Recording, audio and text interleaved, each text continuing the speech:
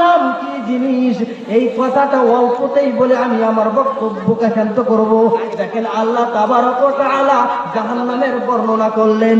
আল্লাহ বলেছেন, হে পৃথিবীর মুমিনেরা রে, তোমরা এমন জাহান্নামের আগুন থেকে বাঁচাও, তোমরা এমন জাহান্নামের আগুন থেকে পরিবারকে বাঁচাও যে জাহান্নামের ইন্ধন, যে জাহান্নামের খড়ি হবে মানুষ এবং পাথর।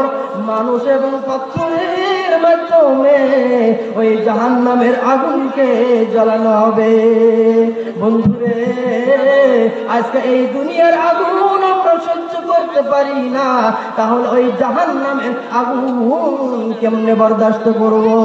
অতএব বন্ধুরে, শুধু এতটুকুই নয়, আমার আল্লাহ বলেছেন ওই জাহান্নামের ভিতরে এমন কিছুগুলো ফেরেশতা থাকবে, ওই জাহান্নামের ভিতরে এমন কিছুগুলো মালাইকা থাকবে।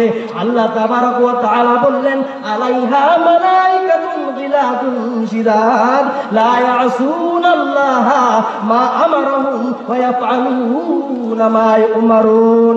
আল্লাহ তাবারক ওয়া তাআলা বললেন, ওই জাহান্নামের ভিতরে এমন কিছুগুলো ফেরেশতাকে নিয়োজিত করা হয়েছে, ওই জাহান্নামের ভিতরে এমন কিছুগুলো ফেরেশতাকে নির্ধারিত করা হয়েছে, গিলাদুন শিদাদ, যাদের কঠোরতার